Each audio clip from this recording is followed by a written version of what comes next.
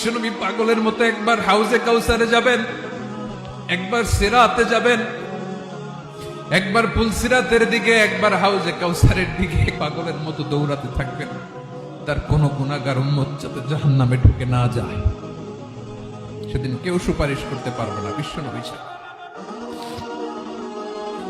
এজন্য ৫ নম্বর আল্লাহ বললেন, মান যাল্লাযী ইয়াশফাউ ইনদাহু ইল্লা বিইযনিহি।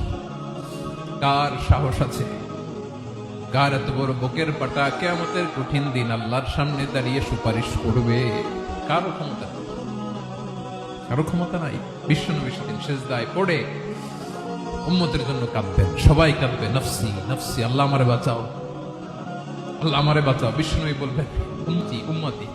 বিশ্বনবী আমার জন্য কাঁদবেন, আপনার জন্য কাঁদবেন, আমাদের জন্য সেদিন কেঁদে কেঁদে জাহান্নামের দরজায় দাঁড়িয়ে আমাদেরকে টেনে টেনে জান্নাতে ঢুকাবেন। এজন্য এই বিশ্বনবীর ভালোবাসা যেন আমাদের হৃদয়ে ভরপুর থাকে। আমার ভাইয়েরা, প্রতি শুক্রবার বিশ্বনবীর উপরে বেশি বেশি যেন আমরা দুরূদ পড়ি। আমরা যখন বিশ্বনবীর সালাম দেই, দুরূদ পড়ি,